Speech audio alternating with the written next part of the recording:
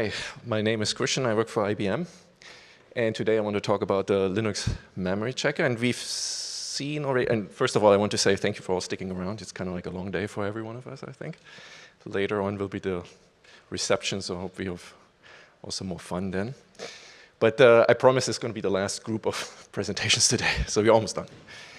Anyhow, so the LinuxMemoryChecker. Now, Sergey already, I don't know where Sergey is, but he talked about, he had a slide there and he was talking about memory, out-of-memory conditions and certain configurations that would have to be done in order to kind of prevent this kind of situation. And he was kind of already hinting at there's something there that enables the memory pushback.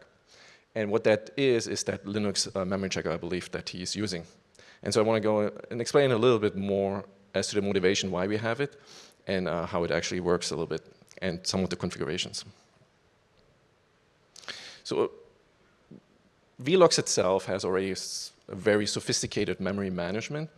So when you configure it in Presto C++, you tell it, oh, as a memory manager, you have a certain amount of capacity that you can use, and it is used for the query memory pool, for the async data cache, right?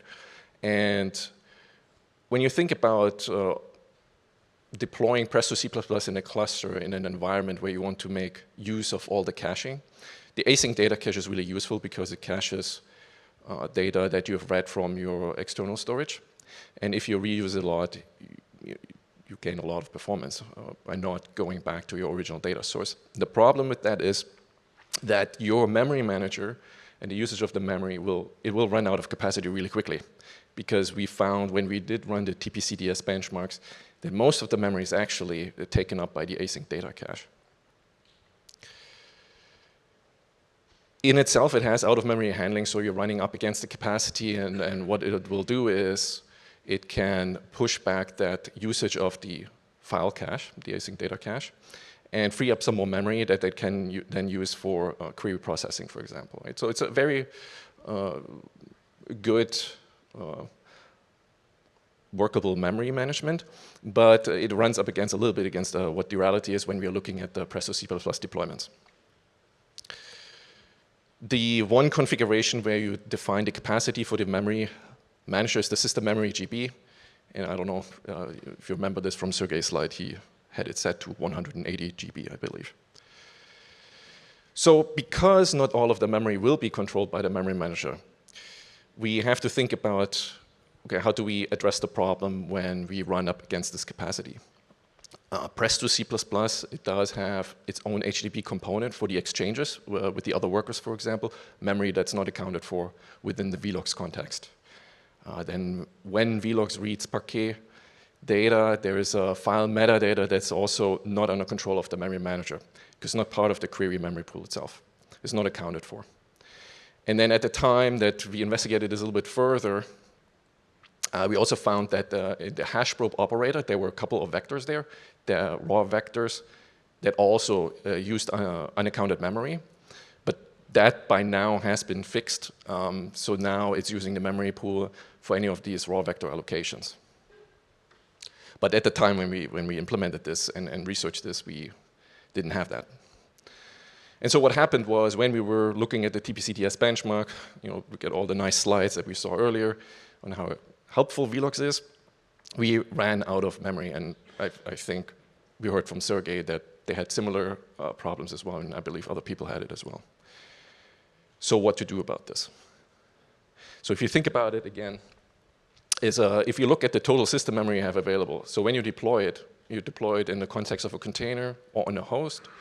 If you deploy it on a host, you run the Presto server process with all the configuration, but of course you're not going to allocate the entire memory that your system has to the system memory GB, right? Because you do have operating system processes that are running that you have to take into account, and so therefore you wouldn't want to allocate all this memory. And the same when you have in your container context, so you can have one or multiple containers running on the host operating system. And then the way that your container configuration is, you have the container runtime, and you say, oh, this container uses X amount of memory.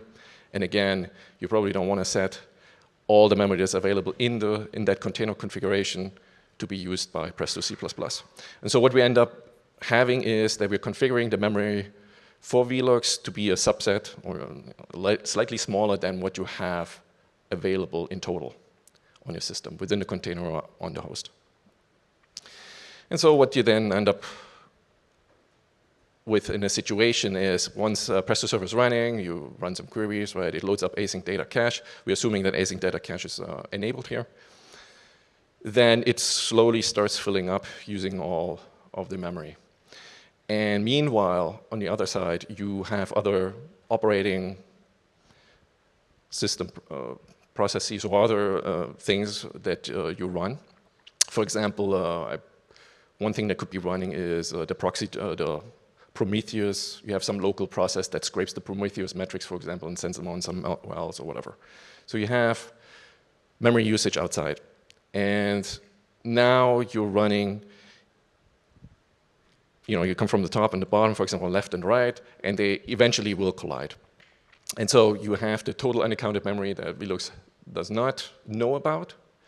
And then on the other hand, you reach into that available memory that's being used up by the memory manager. And this is highlighted here where some of the memory that you have reserved for use by Presto server is actually being used eventually, perhaps, from outside of Presto server itself, right?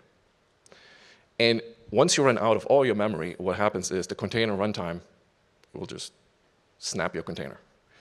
And the host, well, if you're running on the host, then your kernel will give you a sick kill, signal 9. And so this is highlighted here in this situation where you have an overlap of that memory. You just run into a situation where you completely run out of the memory itself. An operating system will not give you anything more for your process, and it kills it off. And that means your query cannot finish processing. Like it's a non-recoverable situation at that point. So what to do? We've heard that there is a pushback mechanism that is implemented. And one thing that was contributed by Meta is that periodic memory checker that implements that pushback mechanism. And it's a generic implementation that we then built on top with that LinuxMemoryChecker. So the LinuxMemoryChecker decides when to call the pushback and how to determine that. The shrink mechanism itself is on the file cache. So because we know most of that memory is going to be used by the async data cache anyway. So what happens in the pushback case is you tell it, I want to free up an emergency free of memory to continue processing. I want to free up that memory now. And I don't care what you free, because normally there's a least recent used algorithm that displaces pages. Just free anything, right? So there is some performance impact in doing this, but at least your query, your worker won't die from it. So the LinuxMemoryChecker extends the periodic memory checker. And what it does is we are setting a particular limit, and we'll see later in a slide what it looks like, a specific limit of up to which the process server can use memory. So a very particular value, and that value is going to be lower than what your host has available. Sergey mentioned the Prometheus metrics, and similar to that, you have to enable a build flag to get the LinuxMemoryChecker built. So Prometheus has the same thing. So it's not coming by default. You have to sort of do a little bit of build time changes, and then you have it available in your executable. So what happens is the same situation as before. Now you're setting a memory limit, right? The memory limit, the way that you choose it is kind of like try, right, to see what is the best outcome, because you want to allocate the memory, or you want to allocate as much memory as possible to the Presto server. So your memory limit should be close to what the host is, but be careful because you have allocations, and if the distance between the memory limit and the host memory is a little bit too small, then again, you could run into the out-of-memory situation, because we'll see in a second that the periodic memory checker, it will check every second for this condition. So if you have more allocations possible within a second between the memory limit and the host total available memory, then you might still run into problems. So you have to be a little bit careful. And so what happens is, okay, you have more allocations. They just cross the memory limit. Periodic memory checker kicks in. And the Linux memory checker implementation of that says, oh, you're exceeding your memory limit now. Then it will call the pushback, and so that later on, less memory is being utilized. And that memory comes out of the async data cache, as I mentioned earlier. And now we're back to a reasonable amount of memory, no problem to the query continuous processing. So how do we know how much memory is being used by the process in the first place, right? For that, we're using a Linux feature, or a feature of the Linux kernel, the Linux control groups, C groups, and they is like file-based, and it exposes information about the process. And specifically, there's all kinds of metrics that are in there, and one of them is about the memory usage. There are two different types of the C group, V1 and V2, change the file layout a little bit and where it's located. Okay, that's fine. So we support both of them. And then if we cannot find the C group information at all, then we fall back to the procmeminfo of a Linux kernel.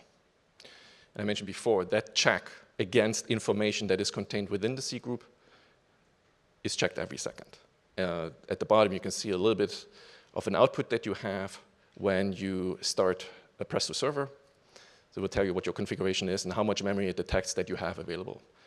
So besides just knowing how much memory the process itself is using at every interval, it also can detect what is your current or total system memory that's available as well. So it uses also information from procmeminfo and the C groups for that as well. So we know what is the total system memory, regardless of what you configured, and how much memory are you currently using at the time of the check. So there are these three configuration variables. We saw them in Sergey's talk. And there is a condition upon them where your system memory GB is less or equals than system limit GB and is less than the total system memory that you have available in your host or in your container configuration, right? The system mem limit GB, you want it to be larger than system memory GB because otherwise you run up against the limit and you're not making full use of the total available memory that you want the Presto server to use, right? So that's why it has to be larger than that. At the same time, system mem limit GB, it cannot be larger than total system memory because then the pushback would never kick in, right? The condition to trigger the pushback would just never happen. And so we added like a check for that as well to make sure that these conditions are all true at the time of Presto server startup. Yeah, that would be the talk. And I hope my next colleague, or maybe one quick thing, some links about the C groups, you can read about it, how they're implemented and the documentation for them. And then the configuration you can find also on the vlogs documentation as well. All right. And I'm handing over to my colleague Minhan, who's talking about the SSD cache. All right. Thank you, Christian. So hello, everyone. My name is Menon. I'm also a software engineer at IBM. I'll be presenting about how to utilize the SSD cache. This also will relate somewhat to the async data cache as well.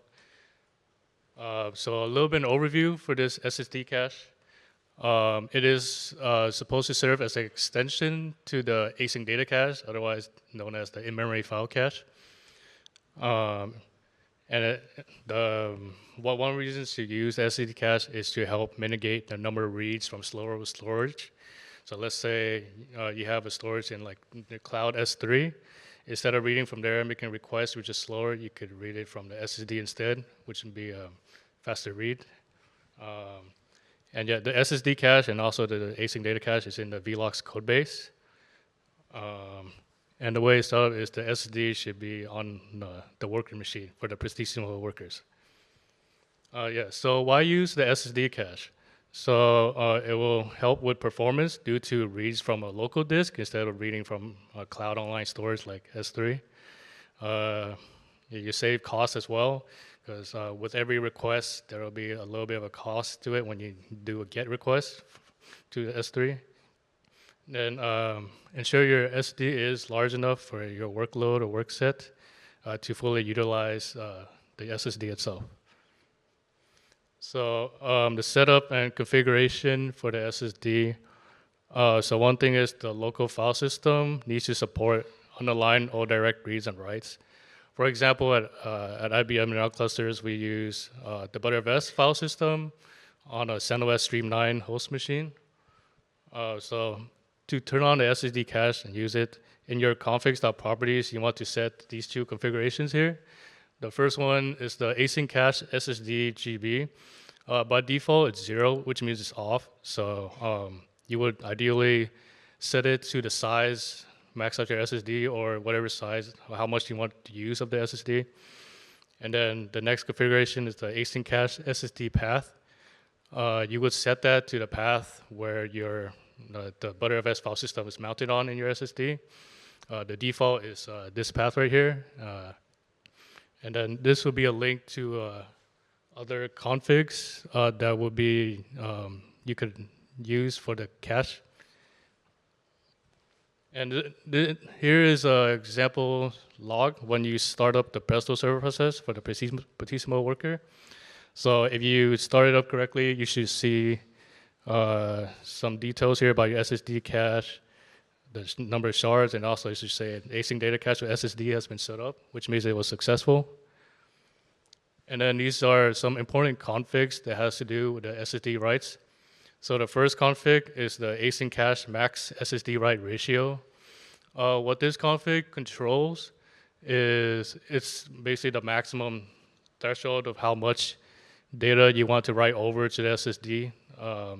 So some of these data, they have to be marked as SSD savable in order for them to move to SSD from the async data cache.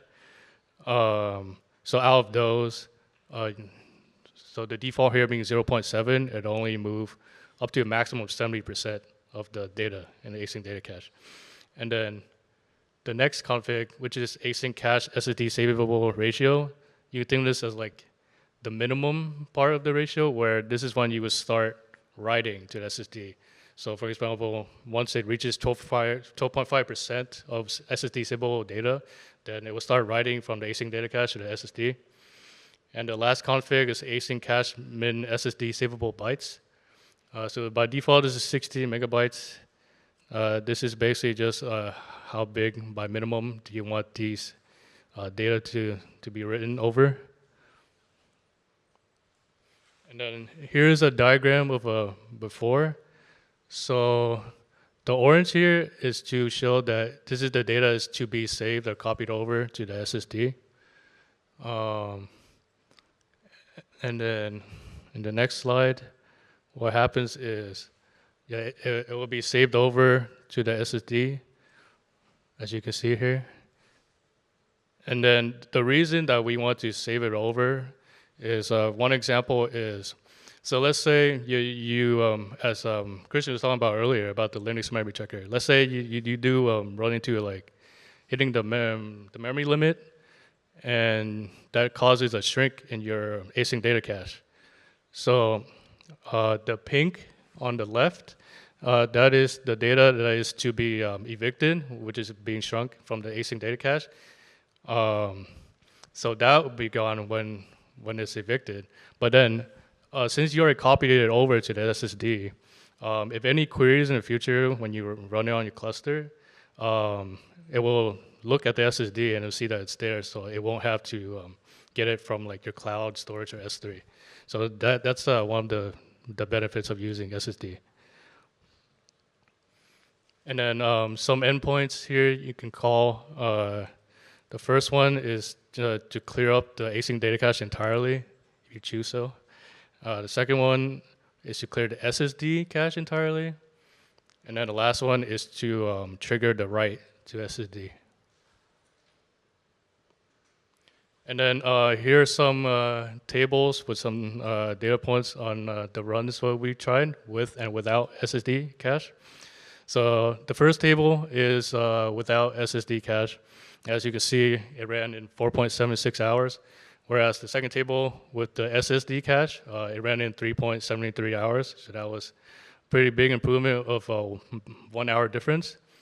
And then also, if you focus on the total S3 number of storage reads, 5 million against 2 million, so there's 3 million difference here. So yeah, better performance in time and also less S3 reads, which is help you basically offset the cost of storage for SSD by reducing cost of reading from cloud storage like S3. Then here's another some data points by running the TPCH SF1K. Yeah, so same thing. We saw improvement in runtime of about 30 minutes. Also, 2.72 times less S3 reads as well. So yeah, that would be the end of my presentation.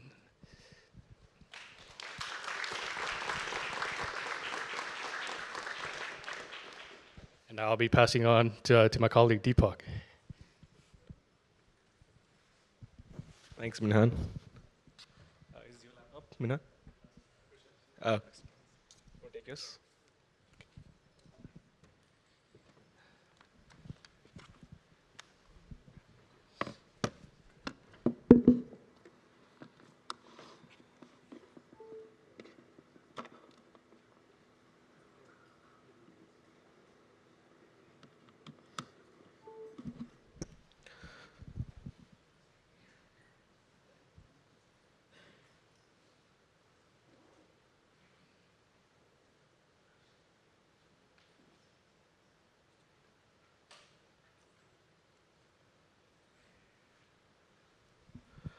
All right, the last talk of the day.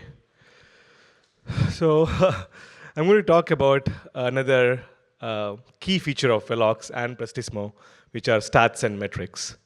And to keep things interesting, I'm going to do a live demo towards the end of my talk. So stay tuned to see if the live demo is going to work or not. I'm the brave speaker today. All right, so throughout the day, we saw a lot of production applications of Velox at various companies. And a key for all of them to run effectively are the stats and metrics that Velox and Prestismo provide. So I'm just going to give you a rough background on what these stats and metrics contain. So if you use Presto, you have this UI when you run a query, and you see a bunch of numbers like CPU time, schedule time, parallelism. And all these are very important to understand how your query ran, how your workload ran. And all these are, this UI is actually supported by the stats and metrics that Velox and Prestismo provide. In fact, for Prestismo, some of the stats are critical because it impacts the scheduling. If you report the memory or CPU or splits incorrectly, then you might see a scheduling problem, and your workload might actually perform poorly. So it's very critical that the stats are reported accurately, the memory consumption is reported accurately. Otherwise, you might overschedule or underschedule, and you might see a performance problem. And similarly, Ying showed this dashboard earlier. In IBM, we continuously monitor the releases of Presto versions using something called pbench, where we run some TPCH and TPCS benchmarks. And we use this dashboard to see how the queries are running, are they regressing or not. And also, so in this dashboard is powered by the metrics and stats. All right, so the two things, stats and metrics, the names don't really capture what they are. But in a sense, stats are actually those which are always captured. If you're a profiling expert, you would have seen two kinds of techniques. One is instrumentation, and one is sampling. So stats are the instrumentation kind of counters, where you always capture those metrics or I'm again confusing, but you always capture those counters or those fields. And you have stats in Velox at every level. You have per query, per task, per driver, per pipeline, per operator, the memory level, spill stats, and whatnot. So all core components of Velox have stats that you can analyze and see how how your workload is behaving. And for historical reasons, there are two types. One are typed counters, where you have like an integer timestamp And those usually, these metrics are common across different tasks or operators. For instance, if you have like a number of rows, it's a common counter across all operators.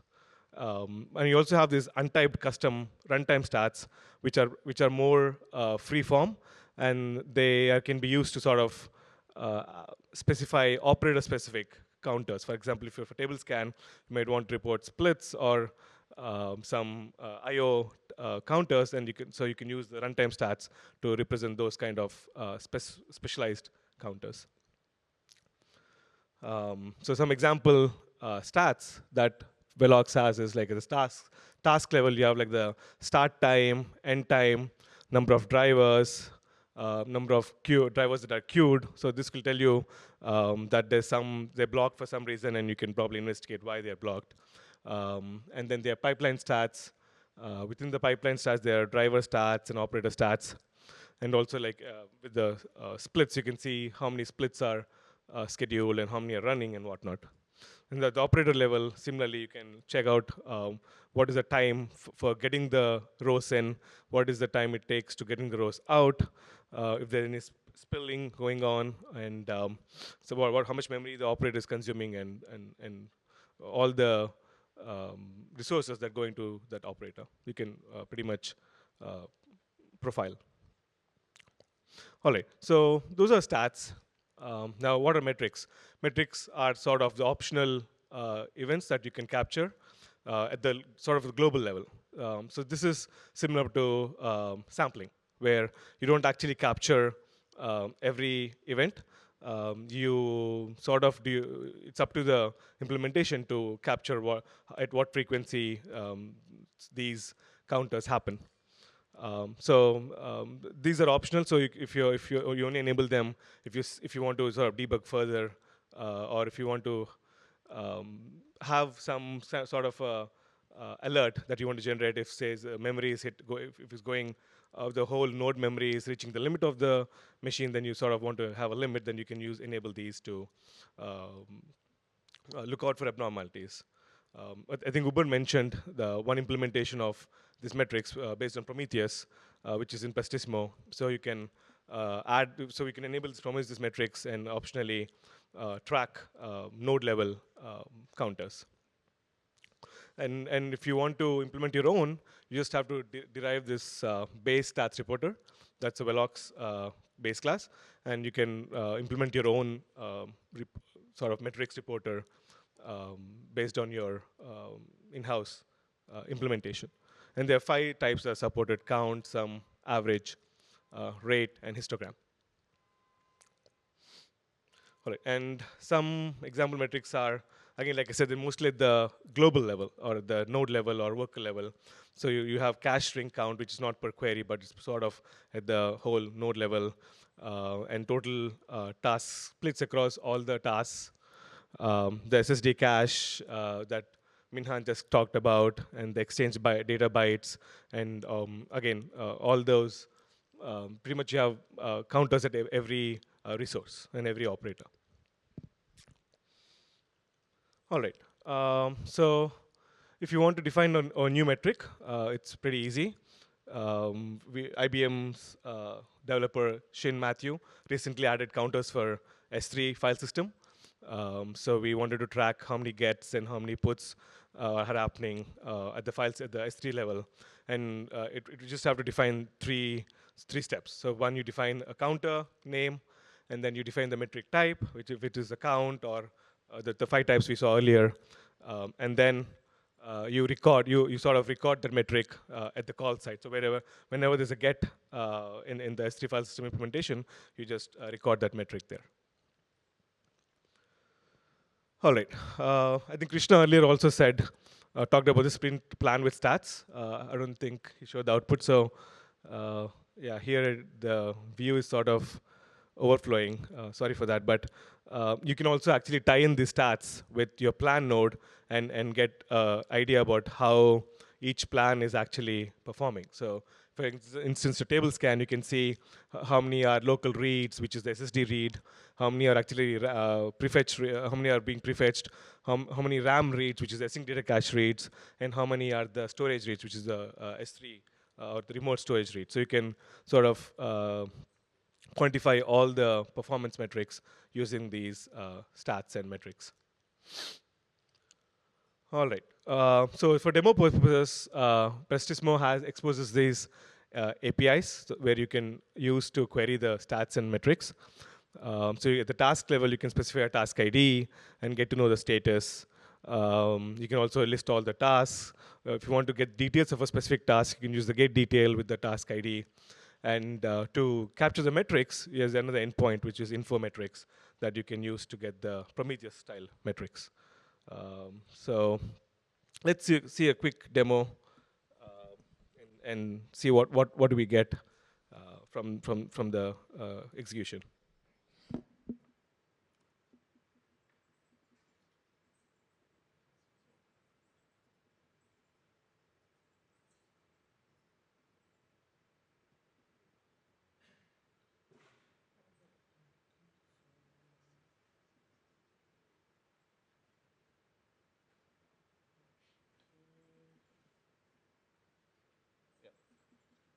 So I'm going to start. Again, for demo purposes, it's easier to just launch a Prestismo worker. So I'm going to enabling log level 1 just to see some log output. So you can see that the server is running at port 777 on my local machine at this IP. So I'm sort of hijacking the Presto protocol because I can control the task ID. So I'm actually going to start a task on this worker. So I have this Presto task JSON representation that I'm sending it to the worker. So I did that, and you can see here that the tasks with this ID started with 2 max drivers. And then I'm going to send some splits to this worker. Again, this is again a Presto JSON where I specify the splits. So here I'm going to, so you can see that it added 2 splits. I added 2 splits because there are 2 drivers, and it sort of finished the splits in 21 seconds. And so you can now, before the task gets clean, let's see the info metrics. So you can sort of get all the optional metrics, and then you can also get the details of the task here. So you can see all the metrics I mentioned at the driver level, at the task info, and the pipelines. You can see how many drivers are blocked. Yeah, a lot of details that you can deep dive and look at where your performances can be improved or what's happening. Cool. So the demo worked. Any questions for Christian, me, or Minhan?